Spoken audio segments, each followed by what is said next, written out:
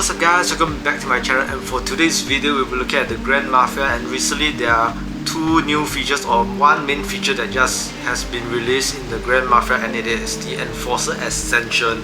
So what Enforcer Ascension basically is that when you click over at your Enforcer area, there's a new tab under Enforcer Ascension, and currently there's only 3 types of each Enforcer that you are able to sort of like ascend your Enforcer. So the 3 Enforcers are just the top 3 for each of the respective columns. So example, Bruiser is Mike, Unreal and Killer Queen.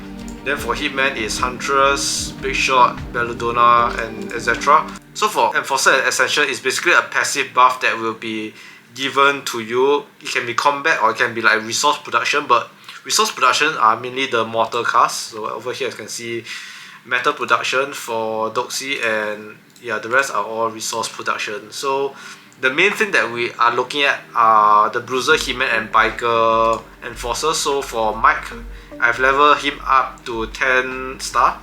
So as you can see, when Mike is at 10 star, he has an additional attribute of Bruiser attack of 1%, the buff, and the top right hand corner here you can see what are the buffs that you have, and the buff listed here are passive, so you do not have to deploy any of your Enforcer. It works similar to any combat stat buffs that you have acquired from investments or even like Coalition. So if you are a spender and you get every single one of these Enforcer to a max level, your combat stats will be off the roof. It is crazy. I'm not very sure how this would work yet, but for the first 10 levels it is 100 experience per level of Ascension, and different Enforcer you get different buffs.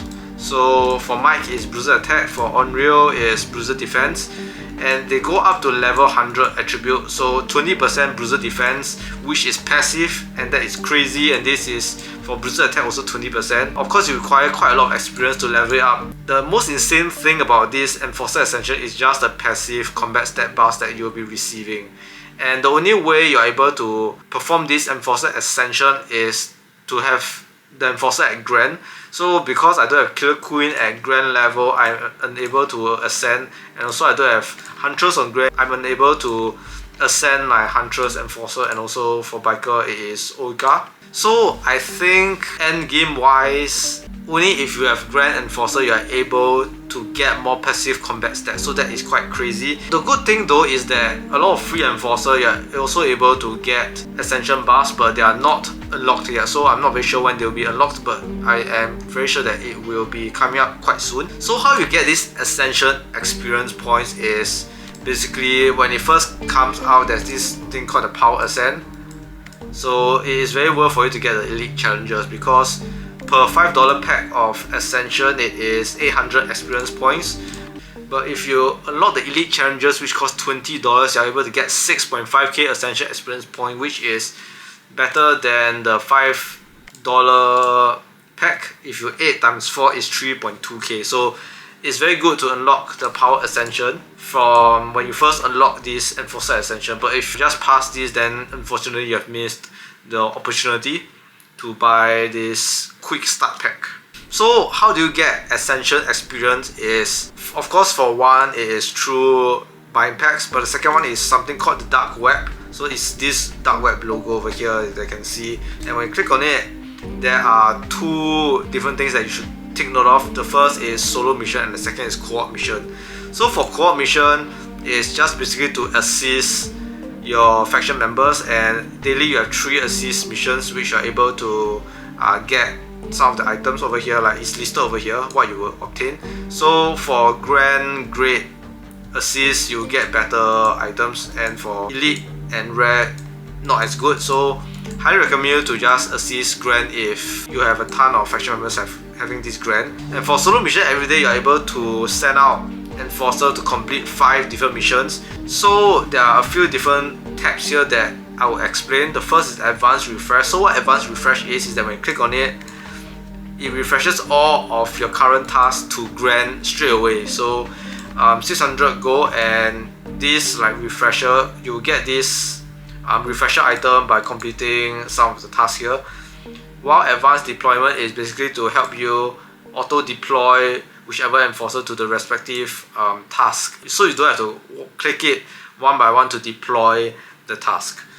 And over here at the bottom right, there is standard and advanced. So if you're at the advanced column, what you do is when you click refresh, all of the tasks here will be refreshed, but it is not 100% guaranteed that you'll get a grand task. So if you want 100% guarantee for a grand task, use this advanced refresh. Right, so now I've deployed some of my tasks, and if I go to the advanced tab over here and click refresh, you can see that not all of it becomes grand, and honestly it's quite a low chance to get a grand task, so I would highly recommend you to use the advanced refresh instead. If you don't have any of these refresh items, each normal refresh will cost 100 gold. And of course, if the more grands you have, the cheaper it is to spend for gold. And also each of these refreshing tool, I think it deducts 100 gold from your total refresh cost. Because I want all my tasks to be grand, I will use advanced refresh and refresh all of my tasks to grand and deploy it immediately. So that is how the dark web works. And after you complete your task, you're able to get this Ascension experience, some collectible authenticity items and resources. Of course, you also get this crate, which you're able to get the foreign items. The best, of course, is the 10,000 gold, which I have not gotten even though I've opened hundreds of crates. So apart from all I've mentioned, there's something called stolen rewards. So what stolen rewards is that whenever your task is finished, so for example grand, it takes 3 hours to finish, when the 3 hours is times up and you do not collect it in time, any other players can come and sort of like steal your items, and it's 100% success rate of stealing. So I would recommend you not stealing from your own city and just go to a random city on the map to steal someone not from your city, because you will hinder your own faction members. So let me just take a random city, and when you zoom out of the map, you can see some dark web logo, and these are the logos that is available for you to steal. There's a lot of grand dark webs around, dark web missions. Just click steal, you're able to get points. Also do take note that sometimes you cannot cross steal some cities due to some restrictions, so you have to find a city where you are able to steal the mission from. Right, once again, the last one. Yeah. So this is what happens if the mission is not completed. You are unable to steal the dark web mission. So the best way to avoid your rewards getting stolen from you is to make sure that once 3 hours is up, or once whatever time limit is up, go into your account and collect all of your dark web mission rewards. And yeah, this is it on my video on Enforcer Ascension and dark web missions. And if you enjoy my video, don't forget to hit the subscribe button, and I'll see you guys again real soon for my next video.